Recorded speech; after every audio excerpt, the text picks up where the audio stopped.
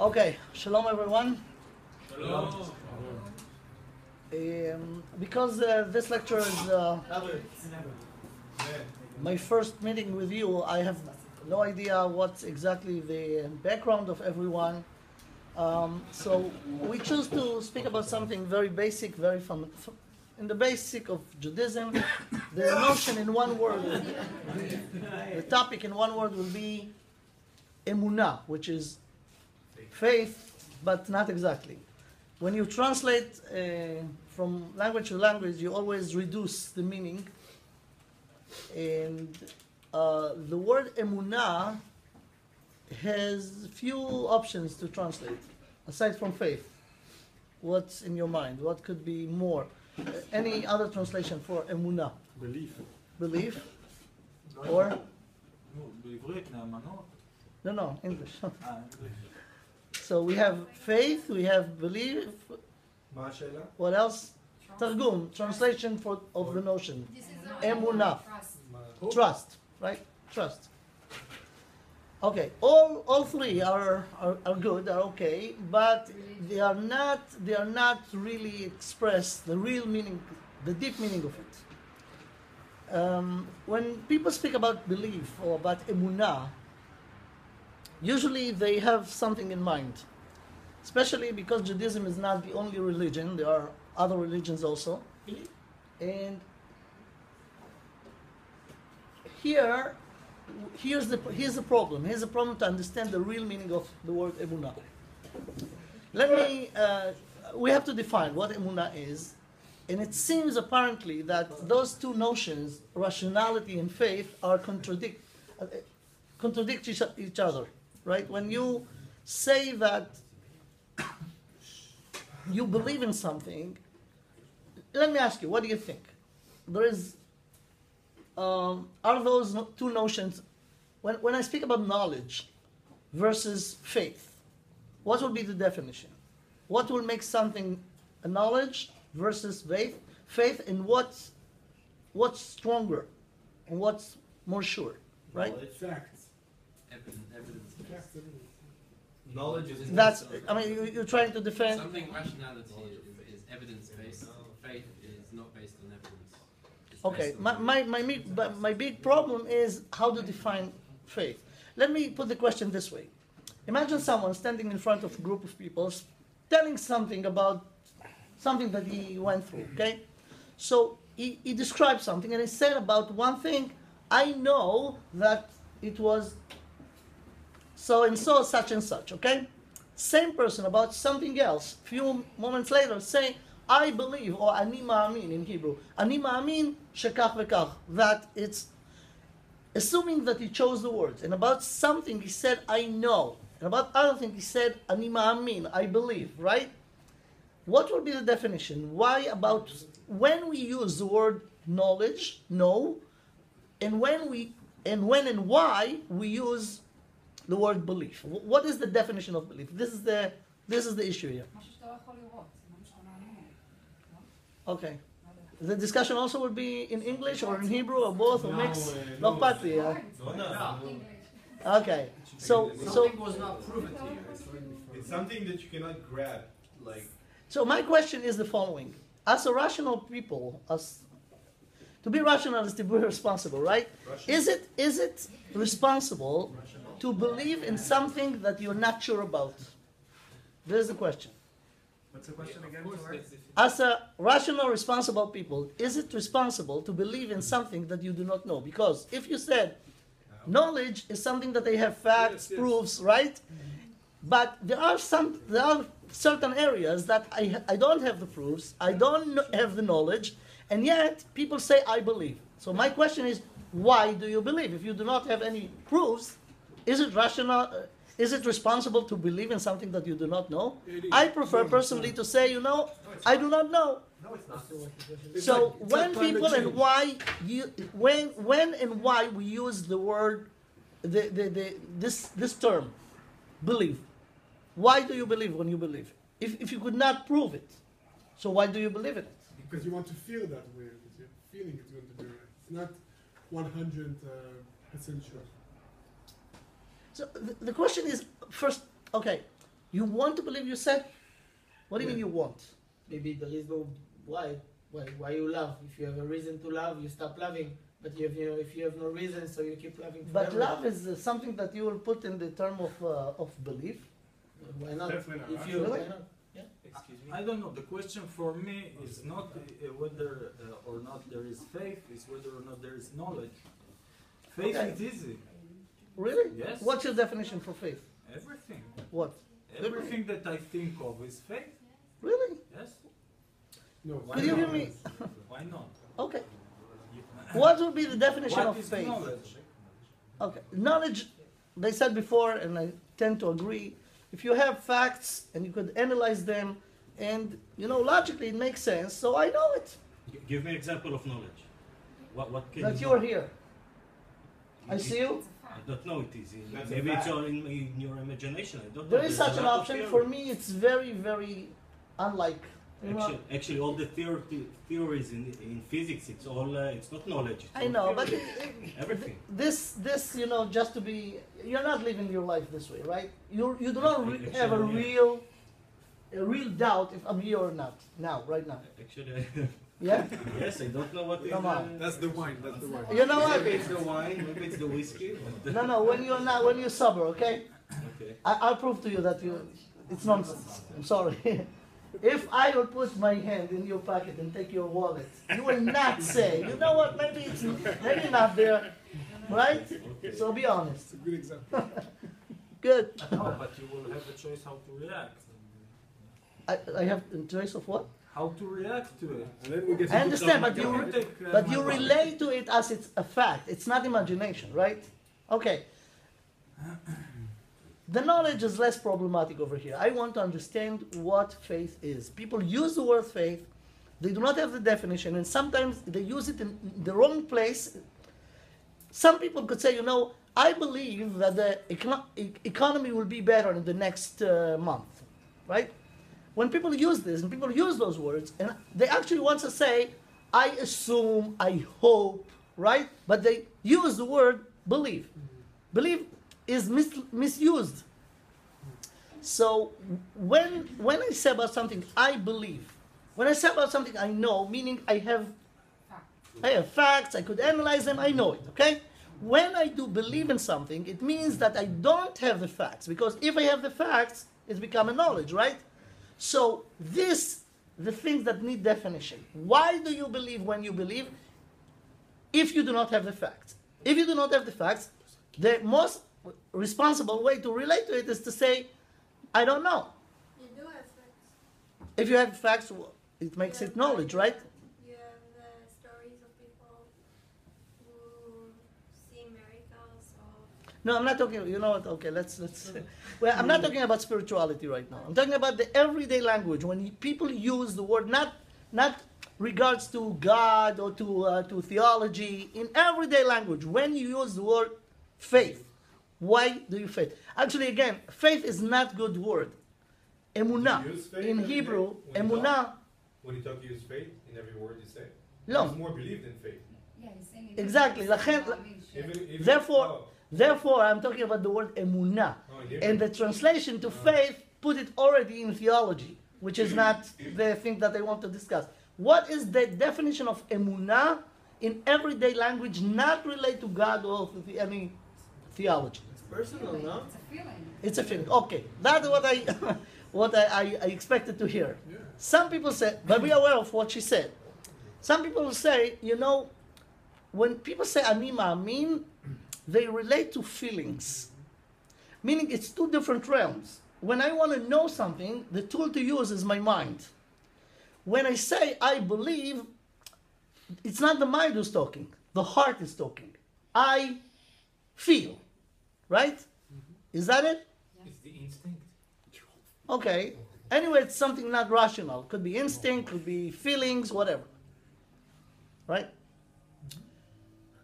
Now, if it's true, and apparently right now it seems true, it will make it a subjective thing versus knowledge, which is objective.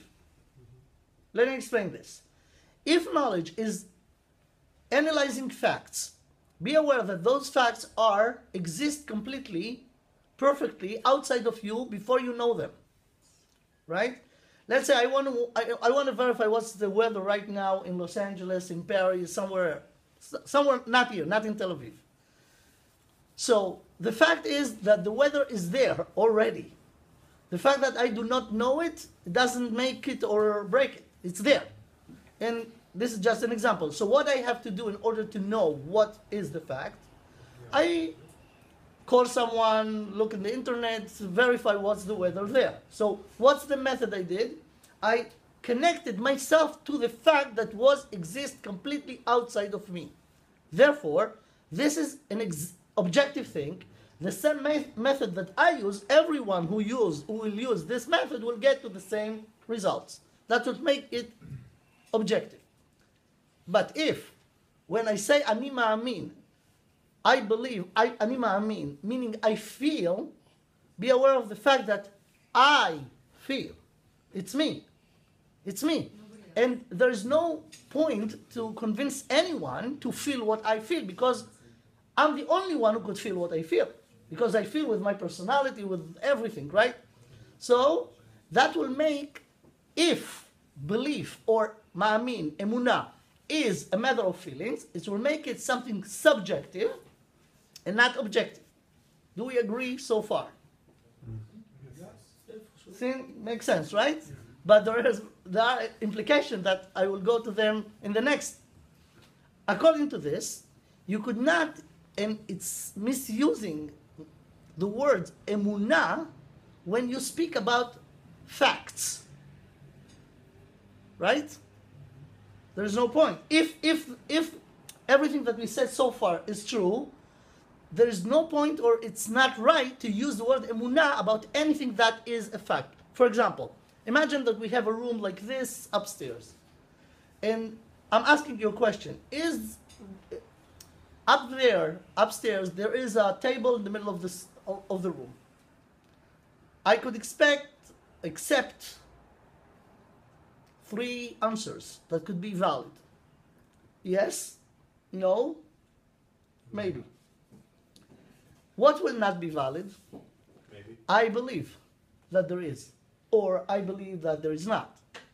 Why? Because if our definition is right, that belief is a matter of feelings, feelings are not the tool to relate to facts. Because if there is a table up there, and sometimes someone will say, I don't believe there is a table, so don't. Your belief will not make it or break it. Because if it's there, it's there. If you do not feel it, so don't feel it, fine. And vice versa. If there is no table over there and someone say, I believe there is, again, it's... If so, here I want to come to start our discussion. What I'm claiming in the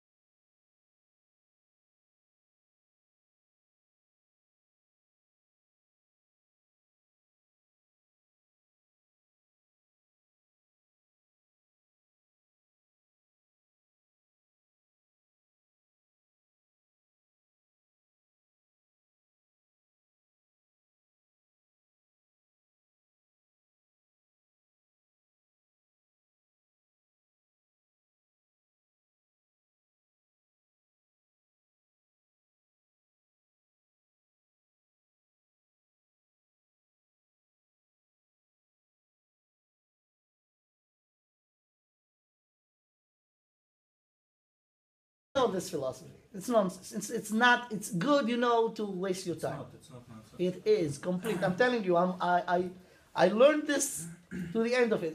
You're not the only one that learned it. No, It was but, settled a long time ago. I think therefore I am. So let's move on.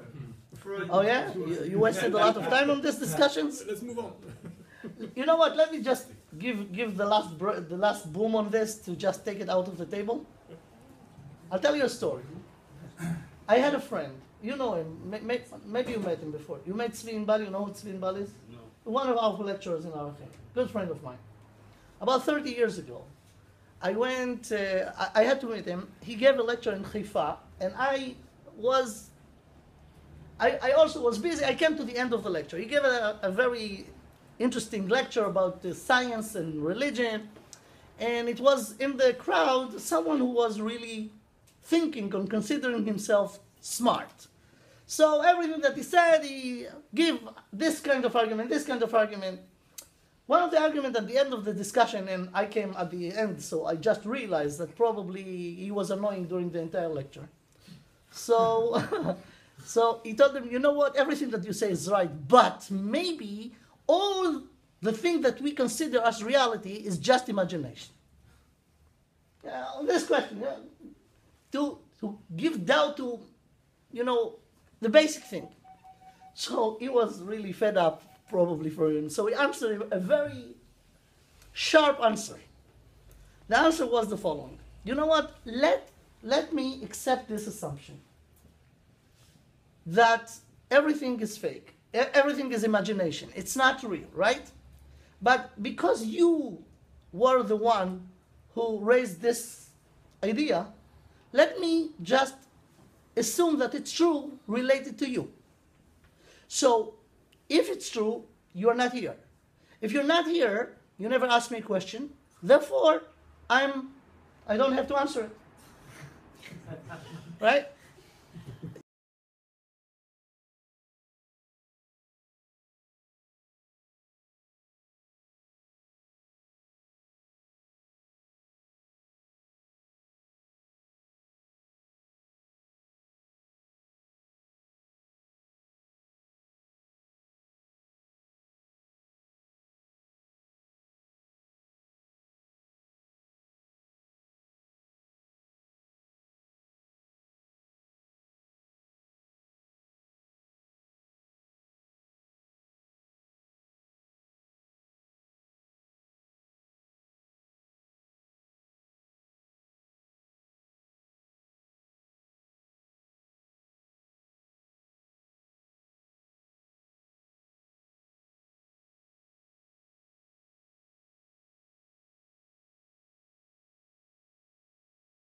Good for me. If there is something, if you agree that there is something that exists, Yes, if you agree, yes, okay, so let's go from this point. You agree that there is something that exists. Yes, of course. What is this, by the way? I don't. I'll tell you what. I'll tell you who. You could be sure that you exist. You cannot be sure about me. I could be imagination, but you sure, right? Now, after you have this, you have the basic. I'm serious. You have the basic. There is something that exists. The next question will be, how these things that you sure that exist, for you it's only yourself, for me the entire universe, how these things got to exist. And there are two options. Either randomly, all the theories, Big Bang, whatever, or there is a designer or creator who created it. I don't have to know who is the creator, what the essence of it, but there is what in philosophy called the first cause. The first cause, which is the cause of everything that exists. Now, okay? So those are the two options. Either it's become randomly to exist with no reason, just random, or there is a cause that created it. This cause is what people called God, as a creator, okay? Now, here's the thing. If you take both options, we're talking at the bottom line about facts. Either it's this way or that way, but we're talking about facts. Either there is creator or there is no creator. In both cases, we're talking about a fact. If we're talking about a fact, you could not relate to it, as we agreed before, with your feelings. It's not a matter of feelings. It's in a way, it's like to ask, there is a table upstairs, yes or not. Either you know, what? I disagree. You disagree. Oh, good. That will make the discussion you interesting. have a feeling about a fact without knowing what the fact is. There's a table upstairs or not. Okay. Without knowing, and without going into quantum physics, because in fact both situations exist. But let's leave that aside. How feelings will be the right tool to relate to it? and without knowing the fact, I can have a feeling about the fact without knowing the reality, and it's the same thing. Do you use feelings usually to verify reality? For me, yes. For you, yes. Okay, so maybe it's you. I'm asking about, is that rational? Because, you know what, even for you, you have also other ways to relate to the reality, not just by feelings, right? Yes. Okay, by logically checking if they're there, yes or no, right? For you, what's more sure? What is the right tool to be sure that you're not just imagining things? Because if you feel, you could feel wrong feelings, right? How can I be sure? Yeah. How can I be sure of something to investigate more information, more evidence? Oh, if you have evidence, you could analyze it. You do not need feelings. You could use your mind, right? It depends. What do you mean? No, I will give you an example. If now, for example, I have a feeling about some lady, okay? She may likes me. Okay. Before I have facts about the way or about her feelings. So until I get more information about this lady, so I need to believe in something or to have a feeling about her. Or feel her. So that's what he tried to say. Wait a second. You're talking about the feelings toward her or feelings about if she exists, yes or no? It's about what I'm feeling about the situation. Okay, I feel that she may or may not. So maybe I didn't explain myself right. I'm talking again. I want to know what will be the right tools to verify reality. If feelings are the tool to verify reality, yes or no? So you said yes if I understood you. What I'm saying is, let's assume there's a reality, right? Why you assume? You are not assuming We don't have to, anything. but you told him there is a reality. Let's assume there is a reality. Okay. There is X and there is Y and there is Z. Right. Sometimes I can know with a lot of evidence that X is true, or Y is true, or Z is true, and sometimes I don't know, and that's when I might use The feeling. the belief without having the knowledge. How do you do that? How do you do that? Could you explain to me this tool? How with feelings I could realize what's right and what's wrong and what exists and what's not exist? It doesn't, using a feeling doesn't, what's your question again?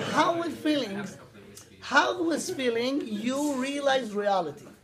I have my interpretation. Okay, but are you sure about them? It's only about the fact that you never can't know everything about something. Okay. So you have to feel it with your belief. You have to assume something. You never have all the facts. You know what? So If you could prove to me that this is a serious tool, meaning that I could not. How could you feel things? Maybe you're wrong. Of course you may be No, wrong. but maybe it's crucial not to be wrong. It's not just I could be wrong. Fine, I'm wrong. You know how we do in a laboratory of physics or in a laboratory of I don't know. You make an experiment. You Yes. hope, you believe that it will work. If it works, you say, okay, let's progress. If it doesn't work, so you try something else or add something. That's something else. Listen, This is how if science I works. claim This to, is how if facts someone work. will claim to you that there is a radioactive material in this room, right? You will tell me, you're telling me that, you know what, it's a matter of feeling. If I feel it, fine, I'll go out of the room. If not, Of course. really? Of course, yes. You're not If you will not believe that. I'll give you a cup of water with poison. Just a second. Now I will tell You you, have there's a way- bomb in the room. You will not. I will say now there's a bomb in the room. Yeah. You will not believe me. Why you will not believe me? Because we're now in this discussion and Well, trying okay. to prove something. Well, Fine. I can And do you it. guys I can do it. yeah. I can do it. It's very simple. You can use it with rationality. You can prove that everybody who uses rationale in this world is really using feeling. Take the rational construction of the universe done by scientists. In any textbook you go to anywhere in the world, they say the first cause of the universe was the Big Bang. This is what they say. This is how you arrive by reason, and you should act in reason in this world. But by the very cause of the universe, they say what manifests the Big Bang, there is no reason, it just happened. So therefore, using reason in a world that was not created by reason is using your emotion. Whoa. But look, we just take the normal scientific explanation yeah. of why we were all here. Okay, we say we're all rational beings, we like to think, we like to find reason, and this is how we make decisions.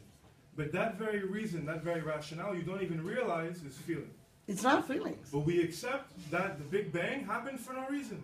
But why you call this feeling? I will say one of the two. Either it's true, it's real, or it's lie, it's not. Yeah, this assumption could be wrong, right? This is not about reason. True and false is not about reason. Reason is how you get to true and false. We're saying now to live rationally means to use your reason, to use a set of logical steps. Yeah, but when you go back to the first reason, to the beginning, right? The beginning, your theory about the beginning, your theory, whatever, who made this theory? It could be right or wrong, right? Excuse me. But regardless, take it either way. We need to precise that we are reasoning now, we are thinking in terms of logic. Yeah, doesn't matter where it comes from. Let's say we're all logic here. What is admitting logic? this, what is logic? Admitting this, the Rav is continuing we are logical. Everybody have different logic. What is logic? No, the logic of the common logic that is admitted by everyone. What is common logic? Who created a set of steps and what we follow? If we decide there's no logic, we cannot talk about okay, let me just summarize it this way. You tell me if you could agree with this, yes or not. If there is God who created the universe, if the reason of the universe is God, meaning intelligent power that put it together on purpose. If this is the reason of the universe, this is a fact. If it's not, if the universe become to exist in other way randomly, the fact is that there is no God. Could you live with those two? Necessarily, there could be God that didn't create the universe as well. Depends how you define what God is. But don't you see how it's inverted? Don't you see define God no, why? Well, exactly what you just said. Yeah. Don't you see how in reality, in logic, they're inverted? Faith is reason and reason is faith. If you believe that there is a God, then to live life in faith is to live right.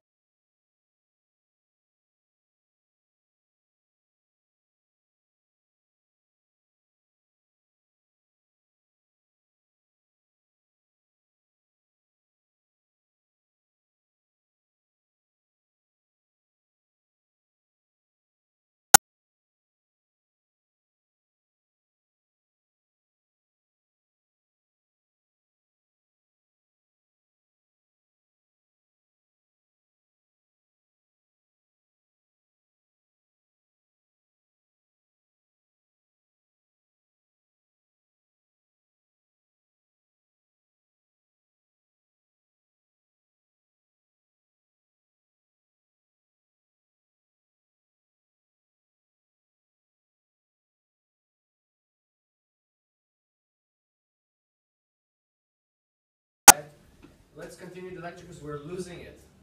We cannot. The nature of this lecture is discussion. Oh. if that's the, so I'm sorry. Unless you want me to just skip the discussion and go to the out of the subject. So if that's so let's continue. I'm sorry. Okay, you know what? There is a point to just continue. You know what? Don't agree with me, right? let me give you a theory that you never heard. Okay. Then at the end you could say, yeah. Okay. Let's assume that you do not have to agree with my basic. Okay. So the following is the. Okay. Good. So practically it's gonna work, maybe. Fine. So what we want to say is the following. The Torah, the Judaism, never asked any Jew to believe in God. There is no such a mitzvah in the Torah, no such an obligation to believe in God. Why? Because the Torah relates to God as a fact. It's not a matter of belief. It's not, I feel this and other people could not feel this. The claim is the first verse in the Torah, in the Tanakh, right? What's the first verse? Bereshit bara Elokim tashamayim v'ta'aretz. In the beginning was a creator who created everything, right? So this is the fact. Let's just accept it. What actually are we talking here about? We're talking about a fact. Therefore, the Torah never asks us to believe in this. You do not have to believe in this. This is the fact. Either you know it or you do not know it. And the verses in the Torah that speaks about this, look at this verse. In Deuteronomy, those who need the translation to English, it's here. This is the original. V'yadata hayom, והשבות אל לבביך, כי השם הוא האלוקים בשמיים ממעל ועל הארץ מתחת אין עוד. This verse speaks about the existence, about God. Yes, about God. But it speaks about something specific. Yeah, that there is such a thing, and He is the God. In a specific situation, you will know that God is... Fine. In this specific situation, fine. Does it mean that today we need to know? Okay. But here, this verse speaks about the existence of God, and it's not saying in the beginning, you shall believe, but you shall know. Meaning that according to the Tanakh at least, it's a matter of fact that either you know it or do not, or not know it, and you should know it. How do you know? Just learn, like you know everything else. So we're talking about God as a something. It's not something that's in my heart. And my God could be not your God. In other places in the Bible, in the Torah, you see that when the Israelis don't believe in God, they are punished about it. They never, okay, we have to take all these places that they say the word Emunah and try to really understand. When they believe in other gods or a lot of gods, they are punished. They didn't. Okay, what do you mean? fine. All the... Hold your questions. Let me give the thing and then we'll relate to each one of the questions, okay? Now, Maimonides, Rambam, when he bring it to halakha, Maimonides was a philosopher, was a big Jewish scholar, and he summarized the entire principle of Judaism in his book. Okay, if you read about this is the first law that he said in his books of laws when he summarized the Torah. He says the following: Yesod Yesodot v'Amud HaChochmot is the foundation of the foundation, is the pillar of wisdom. To know that there exists a first cause. This is an obligation to know, not to believe. So from now on, in this discussion, the word believe is out of the picture. Because we didn't really succeeded to agree about what believe is. So here, we do not need the word believe. We need the word knowledge. And we have to verify the way where you verify anything else. You have an obligation, meaning you have the ability to verify that there is God. God is not a matter of belief. It's objective thing, a fact that you should. Your obligation is to verify it in your mind. Of course, you could ask the question, so there is no room for believing.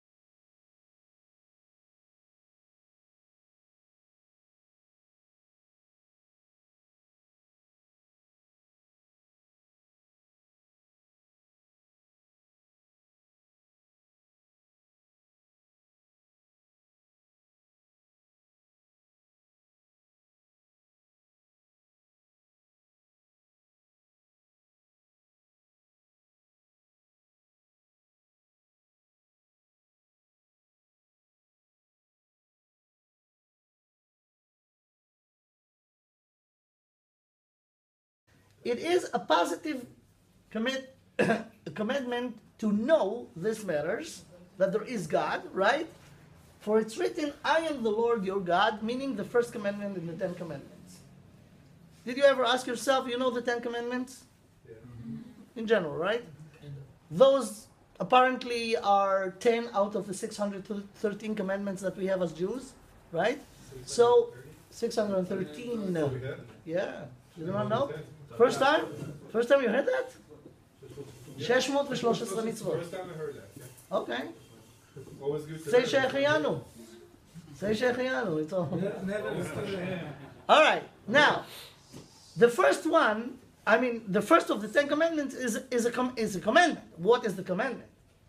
אנוכי השם אלוקיך אשר הוצאתיך מארץ מצרים is actually, where is it? First one. אנוכי השם אלוקיך אשר הוצאתיך מארץ מצרים מבית עבדים. This is actually a statement, a declaration. It's what is the mitzvah over here? What I have to do with this? I am God who took you out of Egypt. So what is the commandment over here? In a way, it seems like a business card. You know, who am I? I am God who took you out of Egypt. What's the mitzvah? What's the commandment over here? So as the Rambam says, we have to, this is the commandment to verify that there is God. And here we come to relate a little bit to the question, how could we know?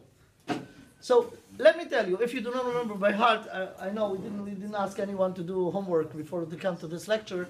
And I don't know when was the last time you saw the Torah, or Sefer Bereshit at least, right?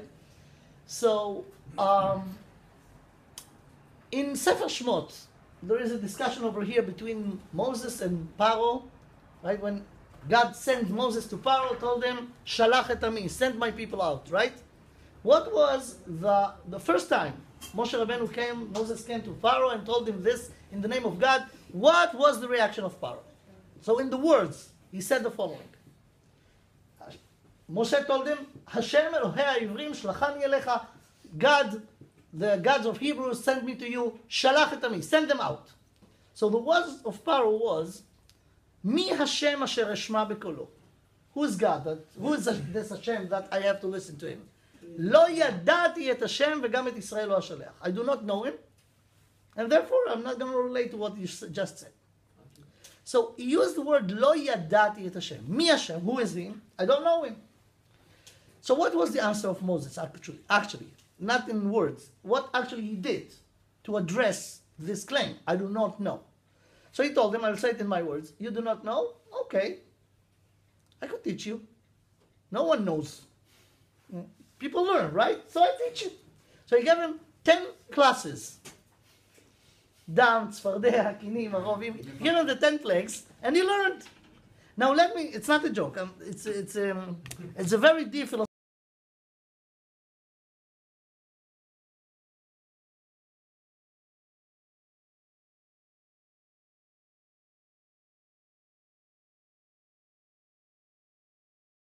You have to understand. I'm talking in the name of the power who created the universe, who created the laws of nature. And if you will not listen to him, he will force you to listen. So Paro didn't get too excited. So he told them, listen, if you will not send them right now, all the water in Egypt will turn to blood. Okay, that's a very interesting claim because usually water do not turn to blood. So he told them, listen, it's going to happen. He refused to send the Jews out of Egypt. The water turned to blood. What was the reaction of Pharaoh? He was impressed by this? Not really. He called his magicians, that's what the Torah described. He called his magicians and told them, show him that you could do the same. So they took water and turned it to the blood. So right now, it seems that it's going nowhere because Moshe wants to impress him. I'm talking in the name of God. Thank you very much.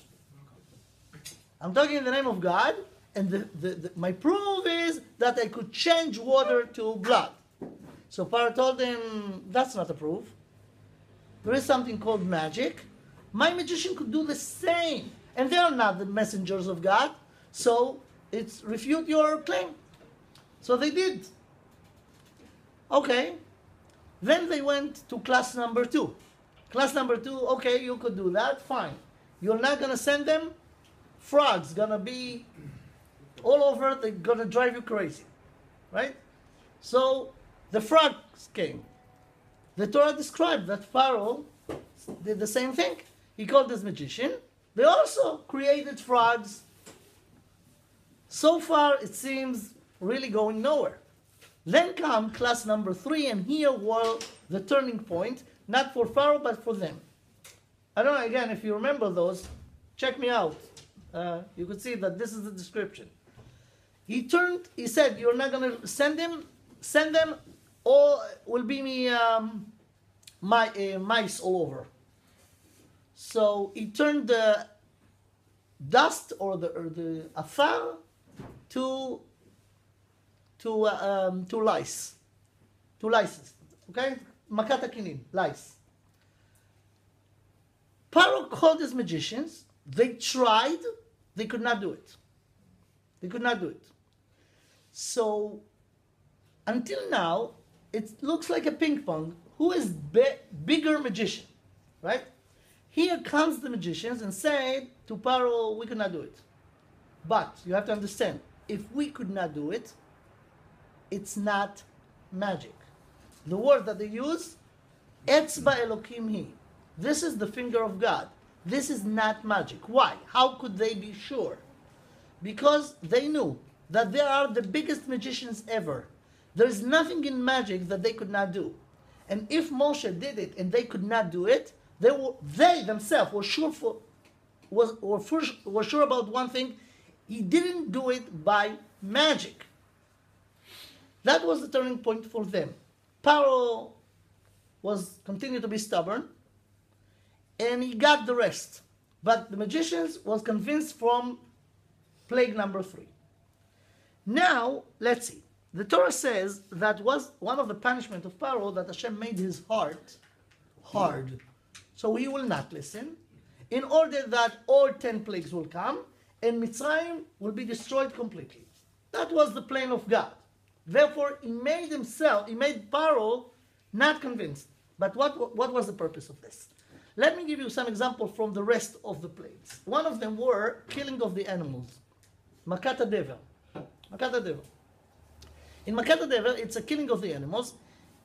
Moshe Rabbeinu came to Paro in the beginning, what the Torah described, and told him, listen, you're not going to send them, all the animals in Egypt gonna die. But at the same time, the animals of the Jews will stay alive. And none of them, not even one, will be hurt by this virus. Right? He warned them in advance. He refused to send. All the animals of the Egyptian got killed. Animals mean, let's say, a donkey of a Egyptian officer that was next to a donkey of a Jew that was a slave. The donkey of the Egyptian died. The donkey of the Jew didn't. Now, in a way, that could not be magic. If the fact was those facts, it shows what? It shows that Moshe Rabbeinu is speaking in the name of God, of the creator of the universe. Why? Because only the creator of the laws of nature could control them in a way that he wants. And it's so obvious that, it was not just one case. All the animals of the Egyptian died, and the animals of the Jews that were next to them didn't get harmed, right? Now, the purpose of those plagues was not just to take the Jews out of Egypt. The Torah described that Hashem did all this למען תספר באוזני בנך ובן בנך, because you will move it or pass it from generation to generation. What actually is written over here? That God proves once in the history that He is the master of the universe. Usually God is hidden. He created the world, He created the laws of nature. It seems that it's functioning the way it is. In Egypt, all these 10 plagues, it's not just the 10 plagues, also the split of the sea, right? God, according to the Torah, got involved in this world and shows everyone that things not working according to the laws of nature, and it's not by chance. It was in the right time, in the right place, in order to prove something and to show something. Now, the Jews who went out of Egypt came 50 days after the last plague, which is the killing of the firstborns of the Egyptians. They came to Sinai. They came to Sinai, and according to the Torah, God revealed Himself to him and gave them the Torah, right? So what was the first commandment? Anochi Hashem Elokecha asher hotzeticha me'eretz Mitzrayim. You saw it. Leave Paro, leave the magicians. You were there. You saw in your eyes, so you have the proof that God is the one who took you out of Mitzrayim. And in order to take you out of Mitzrayim, of Egypt, you have to control the laws of nature. And you saw in your eyes that God controlled the laws of nature. I mean, only the one who created the laws of nature could control them the way you saw. Therefore, he says over here, Anochi Hashem Elokecha asher hotzaticha me'eretz Mitzrayim, as a commandment for us, not just for this generation, for the generations to come. So how can you explain that in that generation, after a few days, months, they made the Egel HaZahav? After they saw God and they were sure that it is God, they built the idol. According to your question, I could realize that you understand the golden calf thing not in the right way. Yeah? Okay. But it's a whole story to explain the... Let me again put first of all the principle. Then the question that comes out of it is a secondary for right now. Anyway, therefore, there is a big question. If it's a business card, I mean, the first commandment, it's not a real commandment, it's just to, Hashem says, you know what, I'm going to give you things to do. Before that, let me introduce myself. You know who am I? I am the one who took you out of Egypt. So the big philosophical question was, it's very impressive that God made all this miracle to take us out of Egypt. But if he want to describe himself, introduce himself, he could do it even in a better way. I am God who created the universe. It's bigger, right? To create everything from nothing. Why use that I took you out of Egypt? Because he wants to command us to verify, to know that he is God, not to believe, to know. Therefore, he talks about things that those people saw in their eyes. Who were there when God created the world to see? No one. So it will be a matter of belief. Because here he wants to command us to know, not to believe. Therefore, the way to verify it, for sure for that generation that saw it in their eyes, is the fact that Hashem took us out of Mitzrayim, controlling and changing the laws of nature. So here comes the ground of making us or obligating us to know, not to believe. Because Paro in the beginning said, I do not know. Remember, I quote you. He said, I quoted what he said. Lo yadati et Hashem. So but after those 10 plagues, he knew. Believe me, he knew. And even if he didn't know, the Jews that were there and saw in their eyes all these miracles, they knew. They knew that Moshe Rabbeinu, any human being, could not do it by themselves in their power. In order to do it, you have to control the laws of nature, and only the one who created them could control them. Okay? Now the question is, okay, when exactly those things happened? We're talking about 3,300 years ago. This commandment to know applied to today, to our generation too. So we could ask ourselves, how could we know today? I mean, if we were there in Egypt and saw all these miracles, fine. But you're talking now about hundreds, thousands of years after. How could we know? And we have to know that until today, as the Rambam says, la halakha, today you have to know that there is God, not to believe. In Judaism, there is no such a thing to believe in God. If you think that because you believe in God, you're a good Jew, wrong. Sorry to tell you. Until you will know it, so that it's obligation to know it now, today. How? How could we do it? The answer is, we could verify historical events. We could know things that happened even before we were here. According to, what I assume the oldest person in this room, I could assume that no one here ever lived at the time of World War II. Right? Mm-hmm. So we had no immediate contact with people who lived there to know that the facts are true. All the stories that people told us about the World War II, the First War, also World War I. No one of us saw Napoleon. No one of us saw Alexander Macdonald. No one of us saw George Washington. Do we have any doubts that maybe because we didn't see it in our eyes, maybe it's just a fairy tale, it's not true, never happened? Yes. Could we? Of course. Not that it don't happen, but it's not happened just like they told us. Okay. You know, who writes the history? The one who won. Exactly. So never can know. do you really have? You told me yes. Okay, fine. I know that you are a doubter, but.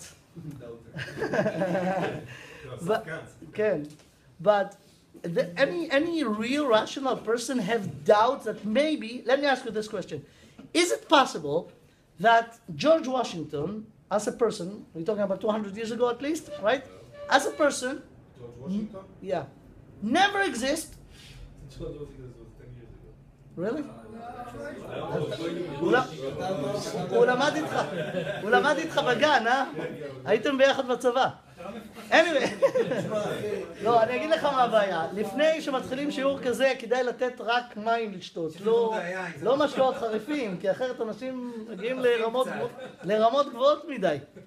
Anyways, no one saw George Washington. My question is it possible, there is any possibility that George Washington never exists, no such a person ever, someone just invented him and convinced everyone that he was exist. There is such a possibility. What do you think? I don't know about George Washington. I'm talking about George Washington. Right now I'm talking about George Washington. But let's take another example, like Shakespeare, as you know. No, it could be Shakespeare. somebody else. It could be, Could be a woman, it could be a fine. couple of guys. Fine, I'm talking about George Washington. I don't know the history of George Washington. What? I don't know the history of George Washington, sorry. Answer my question. There is a possibility that George Washington never exists. Really? Look at America and you have And the history of America. Look, you don't need to see it directly. The man wrote. First of all, both the British and the American armies have very good records. We know who he fought for. The reason we know where anything is in America is because of George Washington. You can see it through his works. So according to you, you can't doubt it. You can't doubt it. No one could invent him. Just tell the story to everyone, convince everyone, and took from the story that it was just imagination. It's not realistic. I'm sorry, people embellish reality. So he never everybody is most successful. Everybody go out of an event. I'm going to go out of this event in 10 minutes. I'm going to tell the story of what happened. It's going to be embellished in some way. It's going to be. You know what? You're talking about something else. You're talking about how do you interpret the things, right? So here everyone has his own way. But when we're talking about facts, big facts, that's why I asked the question about George Washington specifically, and the question was, is there a possibility that he never exists? No such a person ever in real reality. Are you going to agree that it's not an interpretation of someone? No, but for example, the way that Abraham Lincoln was killed, it could have been embellished, and it could have been written in Fine. such a manner. I'm not talking about how he was killed, if he was killed. He was a person, it was a person like... Exactly. That's enough for me. That's enough for me. The bottom line is, we could be sure 100%, it's not a belief, it's a knowledge. It's a knowledge about a fact that happened before anyone in this generation was born. That's a fact, there is such a thing. Now, there are methods, to verify historical events. And I'm not talking about, again, if it's happened this way or that way, if it's happened altogether, right? So therefore, we could be sure in the same way, not just about George Washington 200 years ago, but about Alexander the Great, we're talking about close to 2,000 years ago. A little bit more than 2,000 years ago. Alexander the Great. Nobody could deny that this person exists. Because, so this way, the same way, when we're talking about events that are in the Torah, we're talking about what the Torah describes about the Jews. Now, I know that there are theories. I don't know if you know about Bible criticism. You do? Okay? So, the question over here, the Torah describes that the Jews were slaves in Egypt, and Pharaoh refused to release them, and he was forced to do it by those 10 commandments, and by those 10 plagues, and he chased them, and the Egyptian army was drowned to the last one of them in the Red Sea. The question is, those stories, are they real or they fairy tales? So the Torah says they are real. There are ways to verify them. If you will verify them, you will know that there is God. Because you cannot see God in your eyes. God is above. God is not limited by time and space. And therefore, I didn't see God. I didn't shake his hand. It's not a claim that he does not exist. When we talk about God, we have to understand what we're talking about. What is God? We're talking here about one aspect of God as a creator or the first cause that caused this universe.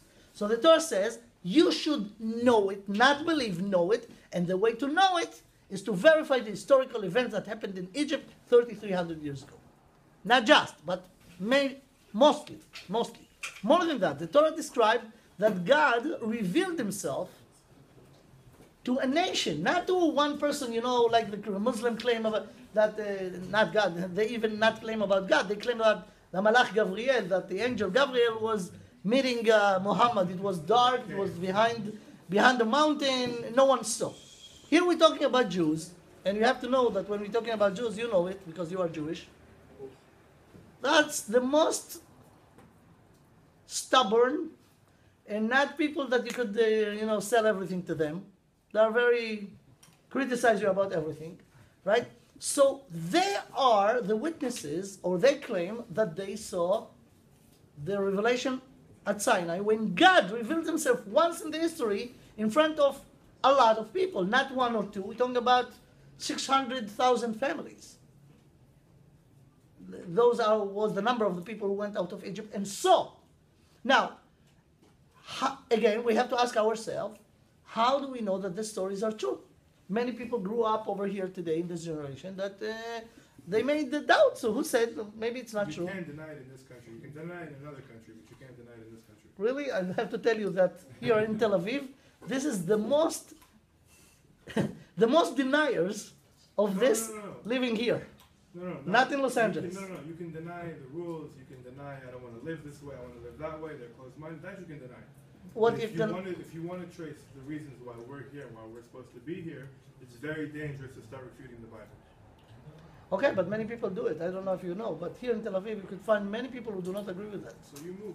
Okay. But I mean, when it comes to the concept, I understand. Here, but anyway, we're talking about something even bigger. Before the establishment of Israel state, now, during the history, the question that we have to ask ourselves: is it possible that revelation at Sinai never happened, Exodus from Egypt never happened? It's all fairy tales, and it's written in one book.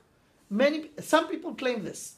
My argument is that if you really go to those, try to put this theory that it's all lie, they're denying everything, it's not true, never happened. How could you explain the fact that the Jewish people exist during the last 3,300 years all over the world, and passing this from generation to generation? You know how? In many ways. How do we know the story of the Exodus? I believe that all of you were last year in Pesach, around the Leila Seder table, right? And what actually we're saying there, we're reading the Haggadah, and we said that in this very night, in the middle of the night, God killed all the firstborns of the Egyptians, and that would make them let us go out. Now, we didn't hear that last year only. You are more than 1 year old, right? So we learned it, we celebrate Leila Seder 2 years ago, 3 years ago, just a second, 10 years ago, and how do we know about it? Our parents told us, because they also celebrate Leila Seder. Where is going? How far it's going back? Until when? Until when? To the time that it's happened. Because if someone will claim that it never happened, he has to explain to me how anyone came. I'm sorry. Your proof is what? I agree with you, but I will give you a very precise example. Example for what? Okay, just listen. 1 minute. I'm sorry, I agree with you. But in the same time, there is a paradox. Now listen to me. You remember when the second tower fall on TV? On the Twin Tower in New York. You remember seeing it falling right on TV? Yeah. Right? Everybody here remember it? Yeah. Okay? Everybody here remember it? So? There has never been a TV transmission of the second tower falling on TV ever. And therefore? Therefore, everybody here admit that they saw it. It's going to be recorded. Someone's going to write a book about it, that they saw the second TV fall on TV. It's never been transmitted ever. I don't need... There is proof of this. Listen, I have friends who were there and saw it not on TV falling. I don't need the TV. The TV is I'm not... talking specifically on TV. That's the thing. This is the human psychology. I agree with you, but in the same time, there's something that I don't understand also. Yeah. And I'm questioning myself. I'm questioning also. I'm asking you a question. Why is that everybody... There is a creation of realities. This is a fact that everybody believes, but it didn't happen. Oh, people could believe in things that never happened. No, first of all, it happened. You just didn't see it on TV. Right. And if you need a proof, go to New York. You won't see the tower standing. Yeah, but then why does the Iranian president deny? Like, there are people that deny it all the time. You can be wrong. Yeah, The Holocaust, for example, there are people that deny the Holocaust. There's proof. Go look. Go look. Go look. Yeah, on the right, news, look right, at photos. right. They deny the Holocaust. People could By deny the way, that. you can find lots of let's say traditions, or let's talk about the Quran. Okay, which good. is kind of they took it from the Bible. Yeah. Okay, and they made lots of changes over there, and still in the Quran there is no mentioning of Jerusalem, or there is no mentioning of people to, need to kill each other, or like for the God or something, and still there are lots of believers in bullshit like that. Okay. From the Sunnah. Okay. So this is good question. Let me give you the difference between Judaism and Islam, and not just Islam, even Christianity. the difference. I'm just Oh no, relating to your question. What actually you claim? You claim if No, I want to say that there are lots of people who believe in something which is actually not I got true. exactly what you think. What do you claim? Let me just show you the difference. It's true. People could believe in things that never happened, but actually what they said, what Muslim says, what Christian said. Let's start from the Christian. What the Christian says. The Christians never saw, most of the Christians never saw Jesus. There was one who did. The one who brought, you have to know, Christianity became a religion in Europe, maybe close to 300 years after Jesus, according to their story. The one who brought it to Europe was Paul. He brought the story, and people just believe him that the story is true. So how many people actually... Wait, you missed one. That was Mary, who sat by the tomb. Yeah, okay, but he brought the story to Europe. Mary, he brought the story to Europe. Now, when you have million people who believe to one person, it's actually one person who's talking. Those people decided to believe, right? Is that the case by the Jews? No. The Jews, according to the Torah, they saw in their eyes. They as a nation, experienced the 10 plagues, experienced the split of the sea, experienced the revelation at Sinai. It's not Moshe Rabbeinu who came and told them and they believe him. So Christianity could be million people, but million people who decide to believe, meaning giving up their criticism and just say, okay, you said it, we believe you. That's not logic. I mean, this is, I do not want in the beginning to verify it, I just agree. But just a second. By the Islam, it's even worse. Because it was only Muhammad who said that he met the angel Gabriel, right? It's his story. People believe him. And people who didn't believe him, he just cut their head off and make it forcefully. He forced their belief. That's the way it started. So since then, there are millions or billions, even if you want. If you take 2,000 years of Christianity or 1,500 years of Islam, you could find billions of people who believe in things, but they believe. That's not our story. We do not believe. We experience it. We saw it. Yeah. But you said it's according to the Torah. Yes. So who wrote the Torah? Exactly. So That's you a question. perceive- So then what you're saying is that faith and rationality they're synonymous. No. Basically, you're proving what Dylan said. Just- is that You the assuming- guidelines that you follow, the values that you uphold, they're part of the rationality that we live by, and those come from the Torah. We have faith in the Torah. No. Faith that those Maybe you have faith in the Torah. I don't have any faith in the Torah. I know that. So you don't have No. faith in the Torah. So you're a rabbi. Let me. But you don't have faith in the Torah. Is what you're Exactly. I don't have faith, not in God and not in the I'm not Torah. understanding your point. So are faith and rationality negating in your perspective, or is it just that they're synonymous and that you don't have? They are not synonymous. They're not synonymous. No. So then, how do they go hand in hand? Is what I'm asking. Okay. First of all, let me fix how I say things. The thing. I don't believe in the Torah, and I don't believe in God, and I don't have faith in the Torah, and I don't have faith in God. What do I have instead? What? Knowledge. Knowledge. What? But you have faith that those. Give me a facts chance you to know explain. are true. Give me a chance to explain. Remember the question that I asked before about Judge Washington? Let me ask here. So, there is a possibility that those events that the Torah described never happened, and someone wrote the Torah and convinced people that it's really happened. There is such a possibility? Well, no, you're missing a possibility. It's a problem with modern theology that comes back from Christianity, is that when we consider a religious text today, 90% of the time you're going to read it allegorically.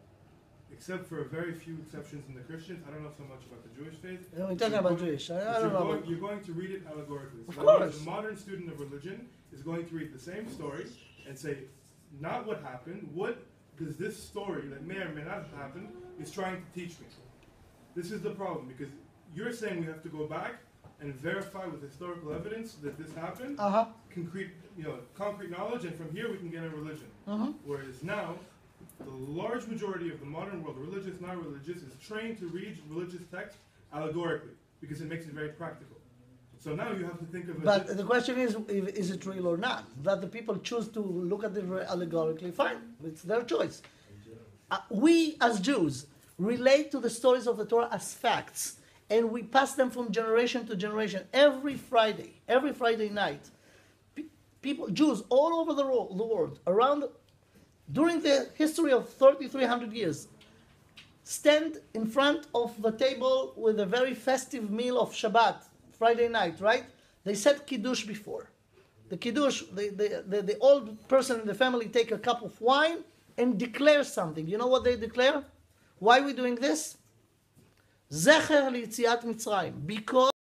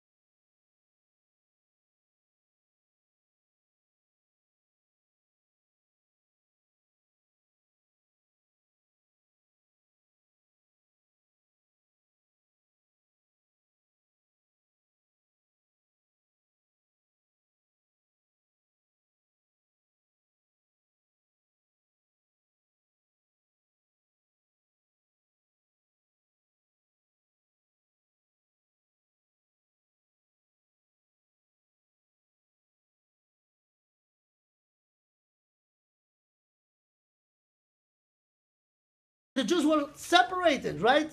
I want to know what year and who is this genius that could do such a thing. But I think you should explain the difference between so if you're talking about the Judaism, so you need to explain the difference between the Jews to the Christians, for example. I just said what's the difference. Okay, for the Christian also, Jesus. Wait. Again, it's number one. How it started. I agree. They have also holidays. They have also things. You have to go to the first chain. You know, when you have a chain, the chain is strong according to the weakest. You know, I think Hanukkah is a very good example. Okay. Of a holiday that was invented by a group of people that thought. But it was an event, right? There was the miracle. It was, but it wasn't an event. Why? Like, for example, this is a time of year when it's dark. We see the Christmas lights in Christianity. We see the Hanukkah in Judaism. these traditions come with times of year. They're anthropological. They develop with societies, and it doesn't mean that one person created it. It just means that cultures evolve You in mean different like Hanukkah societies. was adopted like Christmas So, and winter solstice? yeah, like Christmas was even and problematic. It's not just cultures develop with time. It doesn't mean there's one control that creates. but there is a story who goes with it, right? And all Jews in the world know the story. So the story never happened. Was no one jar. I doubt it. Yeah. You doubt it. Wait, there's historical evidence. Wait. We can all go to Jerusalem today and see remnants of the Roman rule. In the ground. Yeah, there. and the Greeks also. The Romans and the Greeks. And they have their stories which also continue. You know, every culture has a story. Fine. But if you take, leave Hanukkah, that was after the Tanakh, okay? Leave Hanukkah, go. What about Hitler? He did the same. Ma. He make all the people to believe that you need to kill the Jews. Yeah, but I can show you the man who wrote it, Joseph Goebbels. I can show you out of which brain that story came out. Joseph Goebbels brought it from a Jew called Edward Bernays, was the nephew of Freud. So thank you. It's not he Edward wrote Bernays. this book. Regardless, it's still one man who has the source of the idea. And by the way, I have the book at home if you want to read it. And it's all about explaining how the psychology of crowd and how they believe in things that didn't exist from Hitler, from whatever history you want. Okay. That's confusing me a lot. Let me tell you, if you learn a little bit about the theology of Christianity and Islam, you will see that the Christian agree with this. The Christian believe in the Torah. You know that? It's the Torah. The fact that the Torah is true, it's not just a belief of a few fanatic Jews in Mea Shearim in Yerushalayim. We have to know every Christian who know what Christianity is, and there are very few who really knows. They spoke about the New Testament. Why they call it new?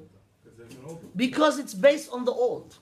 And according to the Christians, every word in what they call the Old Testament, and we call the Only Testament, every word is true. It's described in reality.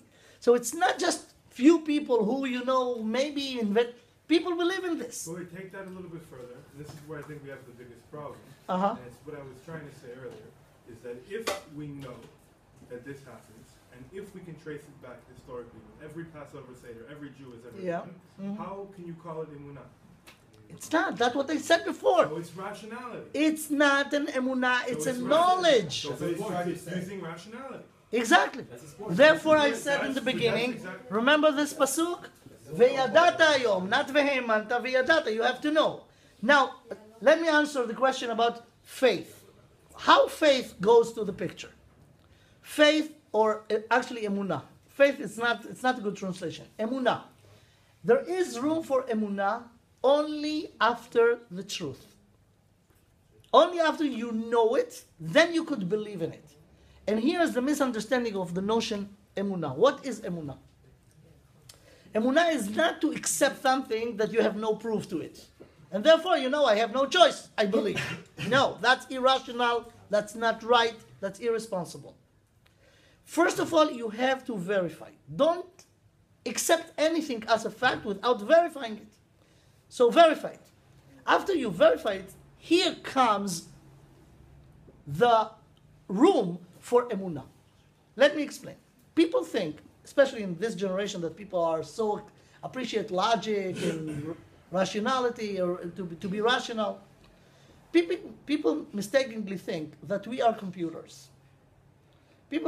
Many people came over to me and asked me questions about Judaism, and one person, more than one, I remember one, he told me, listen, I have so many questions. I tried to ask many people, I didn't get the answers. But I'm an honest person, and those questions are really bothering me. If someone will answer all my questions, which I think are relevant, are valid, if someone will answer all my questions in the way I will be happy, tomorrow I'm taking on myself everything. I'll be a full, complete mitzvahs observer. I will keep the Torah. My question is, or my problem is that people didn't answer my questions. I told them the following: listen, you have.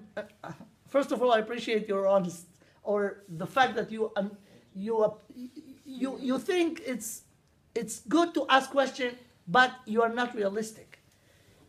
Even if I'll answer all your questions, and there are answers for all your questions, not apologetical answers, but real answers, you have to know that we are human beings. Human beings means that there is more than one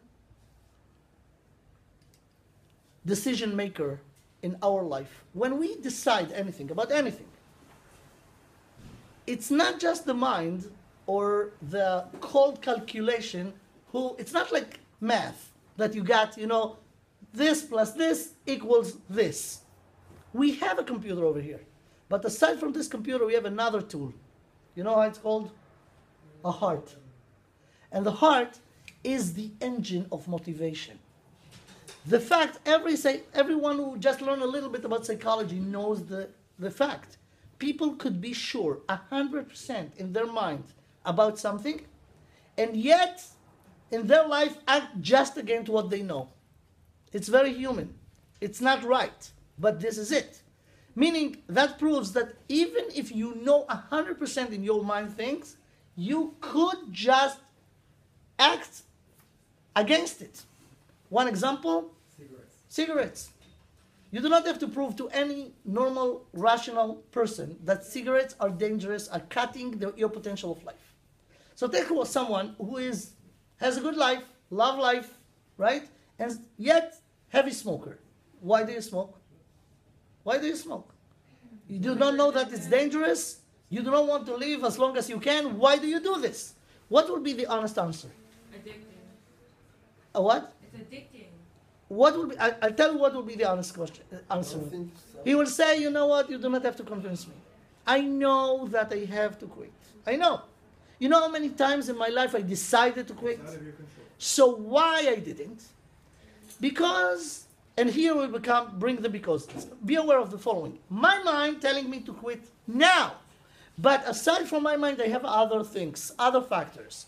Habits, addiction, it's popular, all the people around me smoking, so what's the point if I will quit? When I'll get married, when I'll get divorced, many excuses. What's the common denominator of them?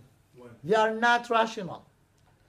So when this person will say, you know what, you do not have to convince me, I want to do it, he says, in a way, in other words, he said the following. My mind telling me, quit now. I hope that one day I will have enough strength to make my mind the real the real decision maker. And this is something that you have to understand. Even if you know here, if you do not know, you're completely blind. After you know, now you start. Because now you know, now you have to apply what you know in your head to your life. And that's actually what the Torah says over here. The Torah knows all of this. Look at this in the beginning verse that I brought over here. V'yadata hayom v'hashevot levavecha. V'yadata is here. V'hashevot levavecha is here. After you know it here, apply it to here. What is the heart? The heart is the engine to do. So, actually, Emunah is the real Emunah, the real meaning of the word Emunah. It's not instead of knowing, but after you know, be faithful to what you know. This is the real place of the word Emunah. It's a feelings, but those feelings could give you a motivation to act, but you have to make a connection or control your feelings, or don't prevent contradiction between what you know to how do you manage your life. This is Emunah. It's a whole work. It's a whole work. Because to verify the truth, it's an intellectual thing. That's the easy part, in a way. Compare at least to apply it. After you know, okay, now it's obligating. You have the free will to ignore it. And many people do it because it's easy. Emunah is to be faithful. What in Hebrew? Let me show you something. Take the root. What is the root? You know, every word in Hebrew has root. What is the root of the word Emunah? Aleph Mem and Nun. Aleph Mem and Nun. Right? This is the root. Now take this as a root, and find out derivatives that come from this root. Let me write down a few of them. Aminut. You know this? Amin, reliable. The root is Aleph Mem and Nun. Second is Ne'emanut. What is Ne'emanut? Faithfulness. Liot Ne'eman. Come from the same root. So, Emunah is not this. This reliability is checking out knowledge. Just verify the truth. Verify the truth is after you verify, ask all the relevant questions, got all the relevant answers, you have the truth. After it's reliable, meaning ask all the relevant questions, don't give up anyone. Get the facts, get the truth, you know it. Now comes the second stage, you have to be faithful to what you know. This is the real Emunah. This is the real Emunah. Emunah is not instead, when I could not know, you know what? I have no choice but to believe. That's stupid. That's not right. Say you do not know. Do everything you could until you will know. And after you know, you have, and this is a problem. You know, people do not want to know because they're afraid that it's going to obligate them. Some people say, I don't want to learn. Yosif dat, Yosif mach'ov. The more I know, my life will be painful. So it's better not to know. So that's ignorance. And it's, again, irresponsible because you could live in a movie. I have to say something. Okay. If you don't want to know, it doesn't mean that... You want to run away from reality. Yeah. What you don't know don't hurt you. No, it's not about that. Okay, as long, for example, I know about myself. Yeah. If I can investigate it for like days, years, after years, I will never get to, let's say, complete knowledge. Complete knowledge about the fact that it's 100% true. Okay. Okay. I can get to like 95 or something, but I still need 5% for what? Let's say believing, which all your lecture. No. I can talk to you. Listen. Let's differentiate between quality and quantity.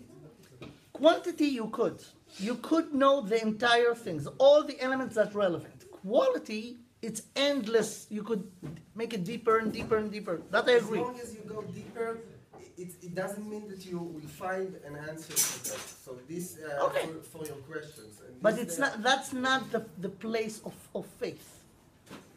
That's not the place of faith. The place of faith is about the things that you verify. You know them for sure, 100%. Now the question is, so what?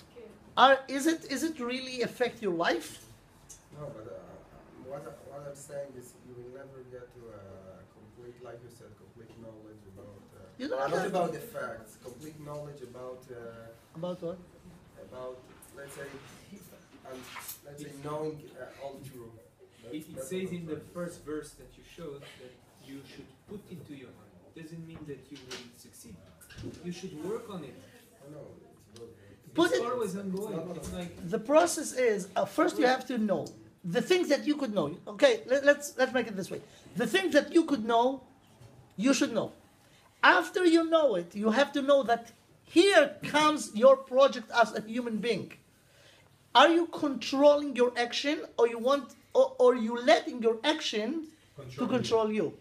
And many people choose this way because it's very easy. You know, in Hebrew you say, "Ani oseh ma shebali." So it's zebali mefushu. It's come from somewhere, and I just put on myself, shelet nigrar sign. I'm just going, and this thing taking me here. I'm not in control.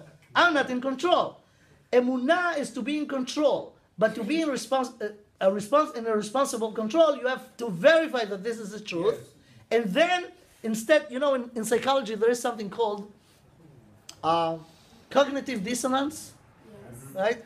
When you have something that you really understand in your mind, but you have a tendency to work against it. So it's caused an imbalance, right? This imbalance is so bothering. You could not live with this. So there are two ways to solve the problem. It could not be in dissonance. So what are you going to do? Two ways. Let's say this is what I think is right. And here, where am I not in what I know, right? So what I have to do, just make the distance disappear. How do you do it? Two ways. Either to take the thing that you know and say, who said that it's true? Change what you know and make it fit where you are. Then you'll feel good because whatever I do is right. This is the easy way. The other way is verify that it's true, and if it's true, it could not be changed just because it's easy for you. And the dissonance will be solved when you take yourself and change yourself when you become like what's right. This is the hard way, but this is the right way. And this is actually the job of us as human beings, to be in control. Everyone got a mind, sechel. Sechel is not just a gift. It's a responsibility. You got it, you have to use it. Yeah. So after you know it, after you know it, verify it, then you have to know that your job in your life is to move yourself slowly but surely to what's right. Not change the right because of your problems. How do you know what's right? Check it out. How do you know? Come and learn. I just want to confirm something. Okay. You say that the human being wants to be controlled, right? Need to be. Has to be be. in control. Yeah. But you're talking about the Western world. Like in the east side of the world, it's not the same. They not using rationality. They are using feelings, like Buddhism. So you're talking about the Western world, I think. Let me explain the difference between the West and the East. Europe, USA, It's not, Israel. look, that takes us to a different story about what is a human being. The Torah says that the human being is a dual thing. He has body and he has soul, right? So those two are the worst shidduch ever. The worst shidduch, the worst match is the match between the body and the soul. Why? They are so just the opposite. Just the opposite. Everything that interested the body doesn't interest the soul at all, and vice versa. So to put them together, it's a recipe for problems. That's why psychologists has so much work, right? Because we do things because our body wants us to say, but our soul is not happy always with what we're doing with our impulse. So the differentiation between the West and the East, they both realize that there is a contradiction between the body and the soul. How did they solve the problem? In the West, they said, you know what? The body is real. It's here. It's give you the fun right now. Go for it. That's not necessarily. Take the soul and all the conscience and the things that morality, throw them to the garbage. Just do whatever you want. That's the West. The East said just the opposite. They are enemies. The major thing is the spiritual part. Therefore, this is more important. And the body is the enemy. So, deny it. Don't eat right. Go, don't be with people. Don't have fun. Live on The West analyze things analyze things to parts, and in the East they accept the. דברי בעברית, אני מבין עברית. את השלמות, That's not true. Who is holy person in the East? Hanazir, right? He's Nazir, Mitnazer. He's going away from physical fun. He retracts from the world. And in the West, they said the opposite. Just have fun, forget about spirituality. They both nourish themselves from logic. But they both wrong. We are logic. But all those two approaches are wrong. Why? Sure. Because we are a combination of this, and we have to find a way, which is not easy, that both parts will be happy. I'm sorry, that's what modern psychology calls the ego. A what? That's what modern psychology calls the ego. What they call the ego? The mitigation, Freud's basic theory says that we have three parts of our consciousness. the id, which is the pleasure, but not fun, not drinking, and like the really dark, murderous, rapey part of the human nature, the worst part you can possibly be. Nobody wants to be like this, but we have these feelings. The second part is called the superego. This is what religion is to society. It's the ideal, it's the perfect way we should act. How do you know it? The question is, how do you know what's the right balance between So a religious person would say the Bible. Okay. A secular person would say the code of laws. That actually what Judaism is all about? That you have two parts, don't deny each one of them. They are contradict each other. The art of life is to maneuver or manage them together when they both will be happy. You could not do it by yourself. You need instructions, and the instruction could become only from the creator of the human being. This is Judaism on one foot. This is it. So still, how do you know what is the truth? Ask the relevant questions and get answers.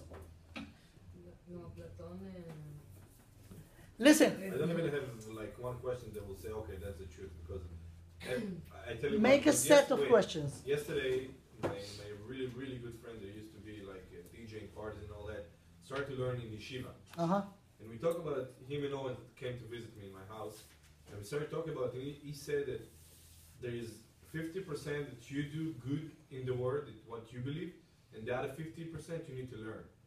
That's what he said. Like, you have to go and ask the questions, and then you know what is the truth. Okay. But who tells you there is the truth? Just because it's right on paper, like black and white? No, check it out. I mean, make criteria of what will be truth for you. What will be truth for you? Okay. If you say I'll tell that you don't believe in the Torah, you don't believe in God, but you knowledge, how you can be knowledge if you don't believe in it? You do not have to believe. Don't believe in knowledge. Listen, I don't. I have to believe. I have to believe in the fridge to know that there's here. I have to believe in it. No, you see it. You feel Exactly. it. You touch it. Same thing. Same You thing. touch. Same thing. I'm not gonna say you touch God. You saw it. Okay. You know? Can you give us an example? How can we know that the Bible is something concrete that no human being could write it? I think. Yeah.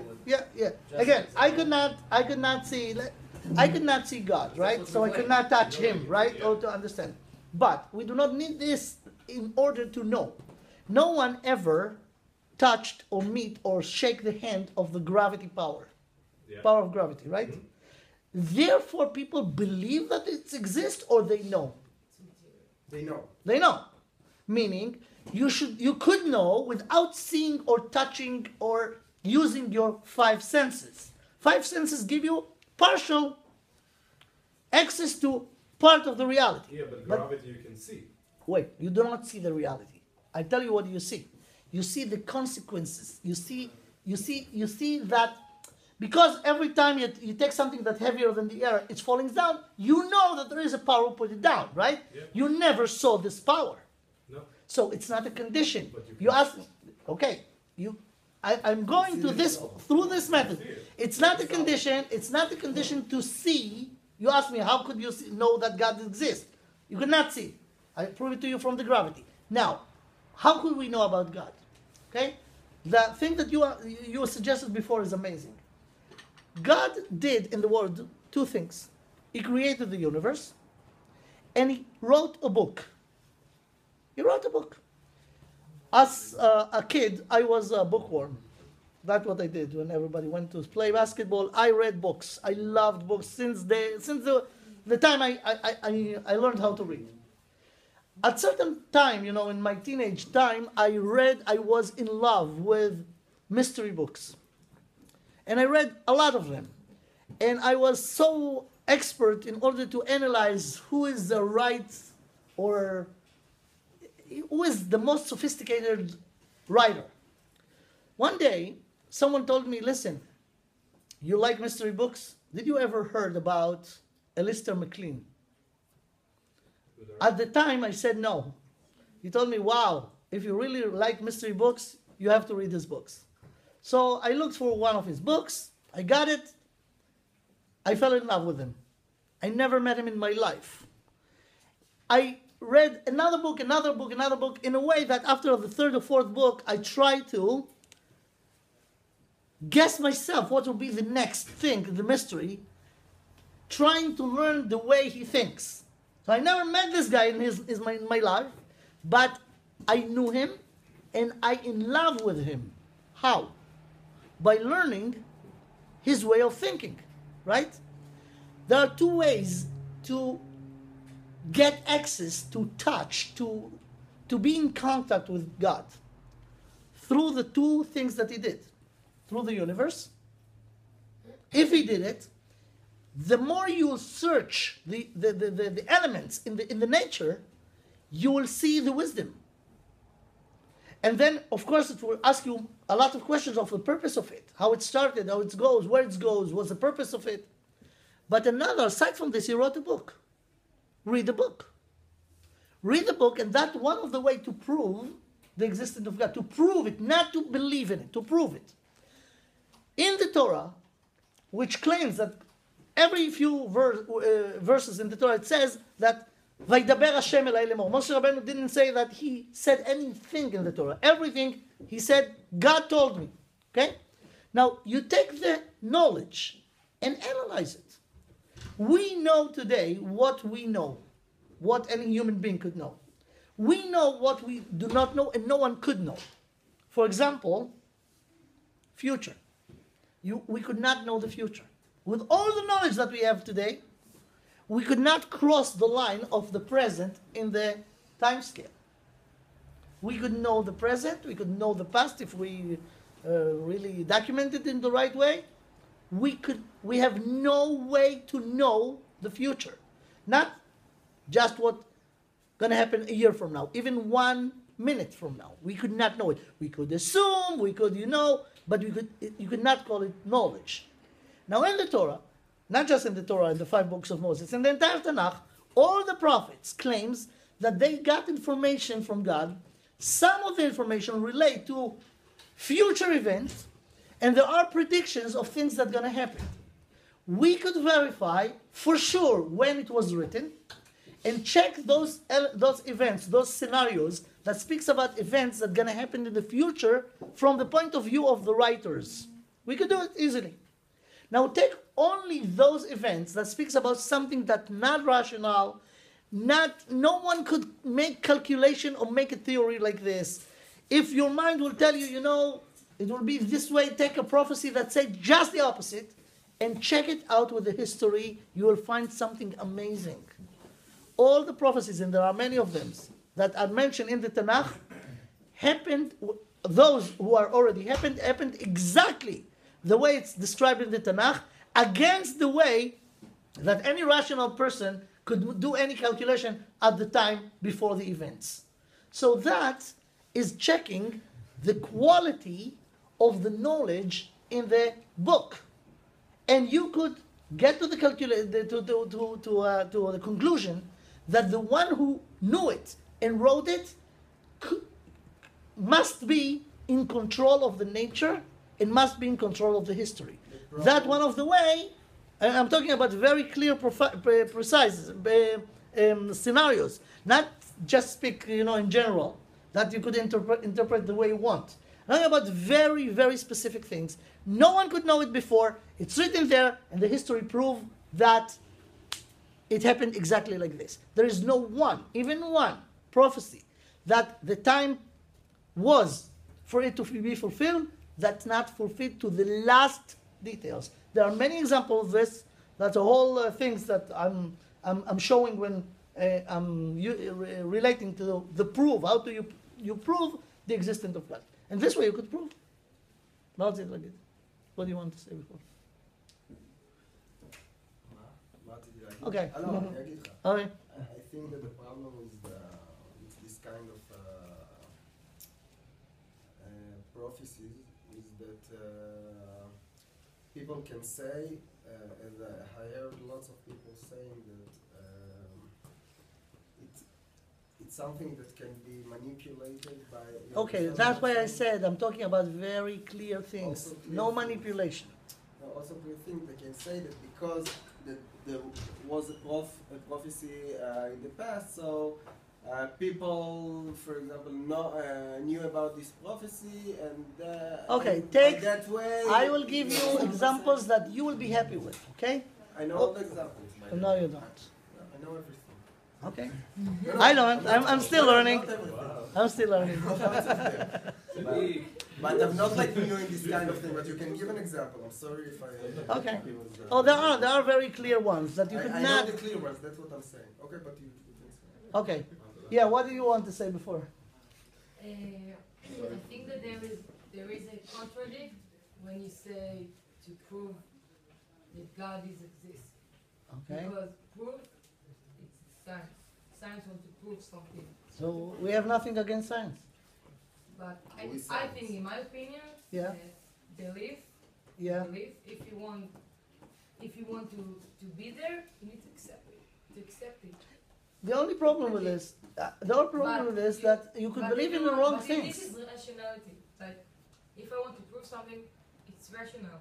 It's not spiritual. So I have to contradict. What is rational? You prefer belief over knowledge, right? If I understood you right? Again? You prefer belief over knowledge? Not over knowledge. Like, when you're going to prove something, it's rational. So what's wrong with that?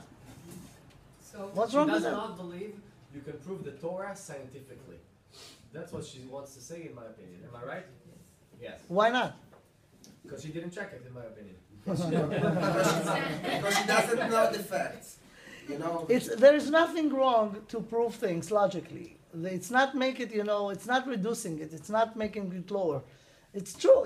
There is a reality. There are ways. God created us in a way that we could realize reality if we use the right tools. So why is the science and religion are disagree? That's not true. That's not true. Well, they're also asking different questions.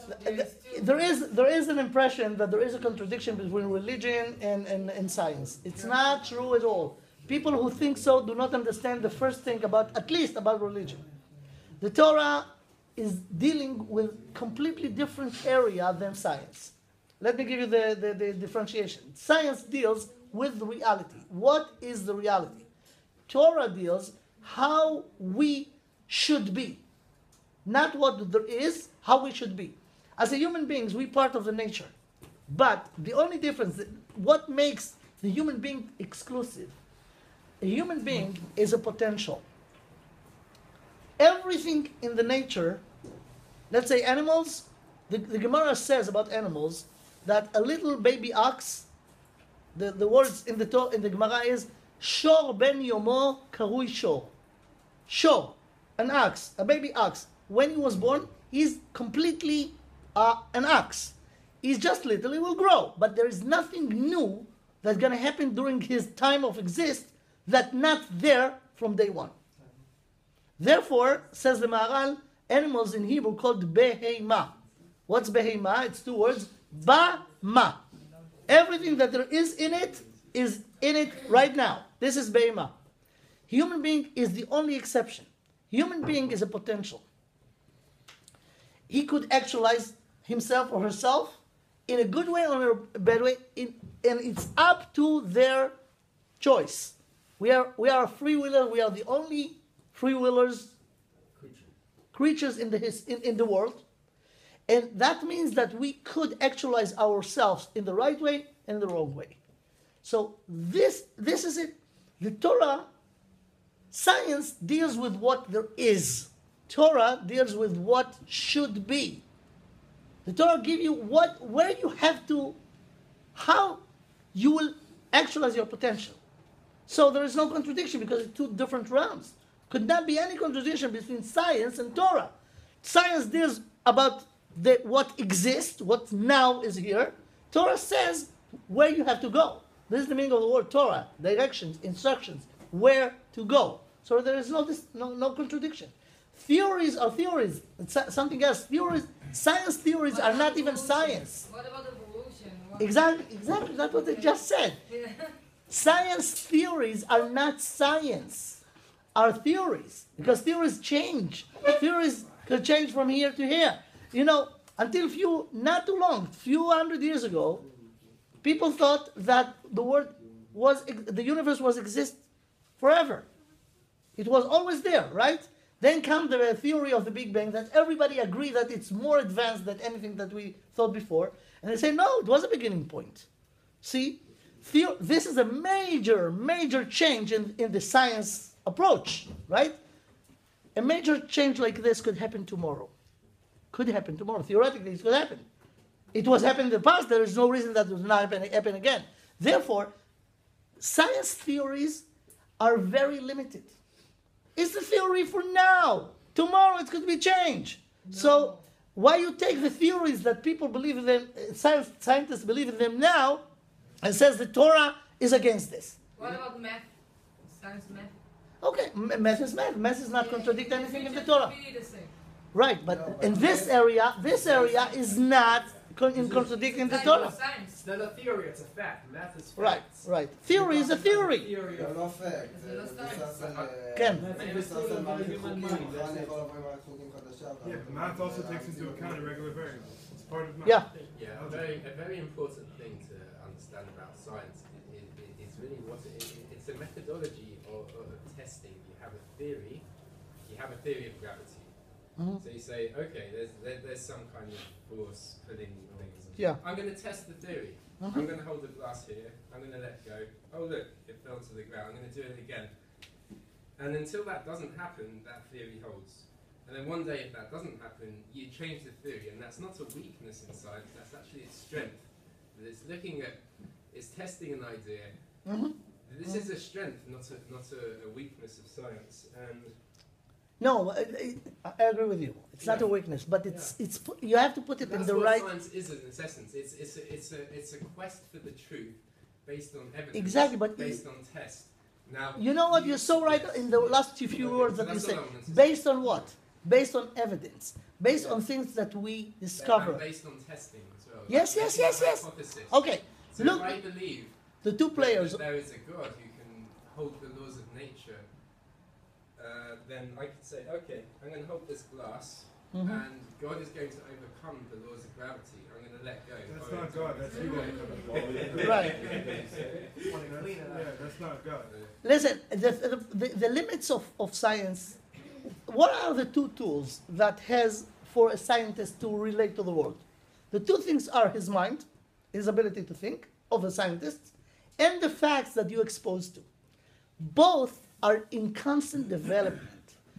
My ability to think today is more than, I hope, than it was 10 years ago, or a year ago, or a day ago.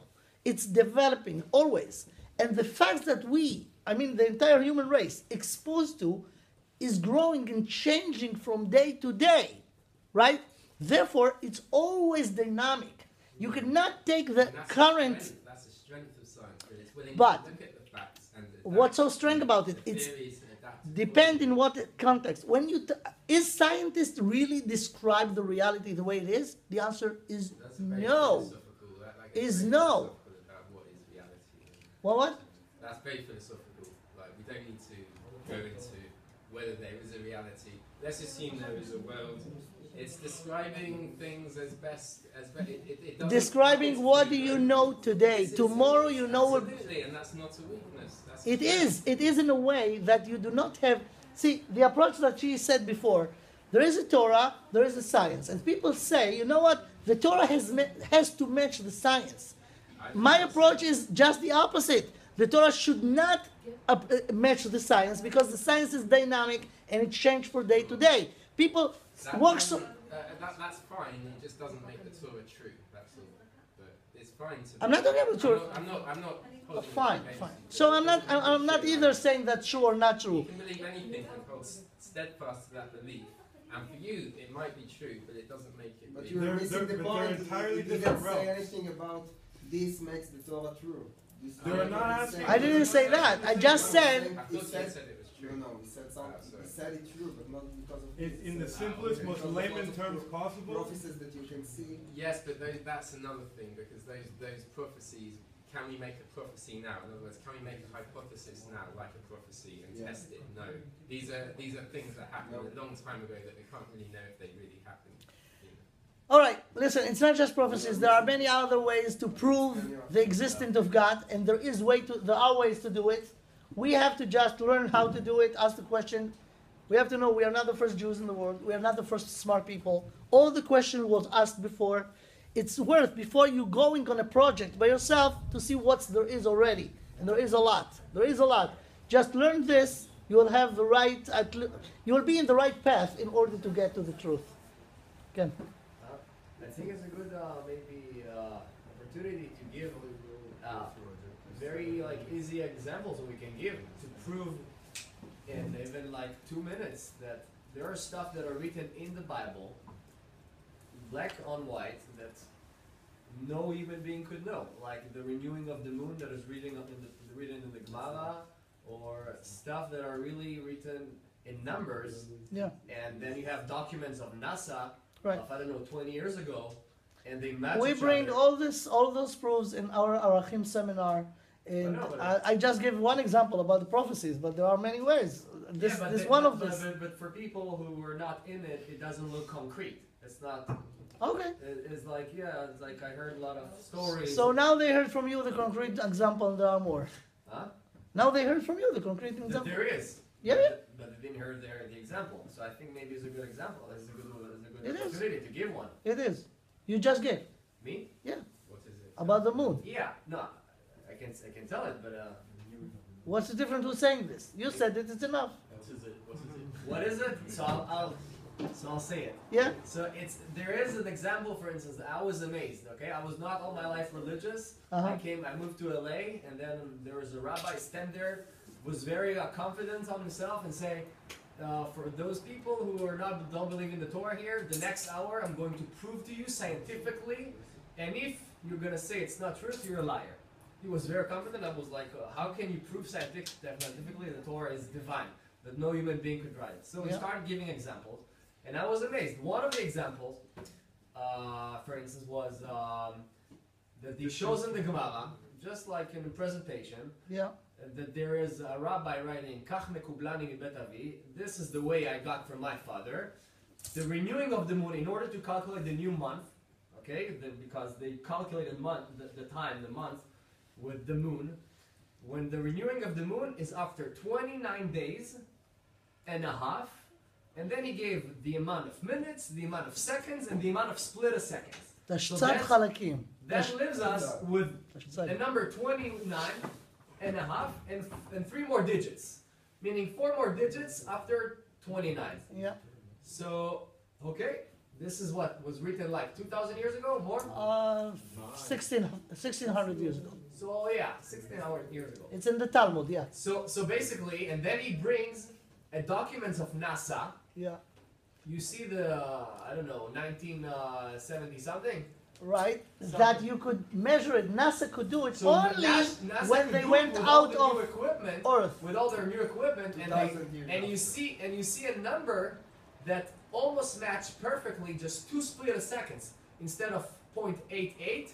It's 0.89 or something like that. Right. So there's 1 split a second between what the Gemara says, what the Torah says, to what the document of NASA said. Right. And the Germans are fixing NASA a year after. Am I right? Yeah. A year after the Germans fixed NASA and actually reached the number.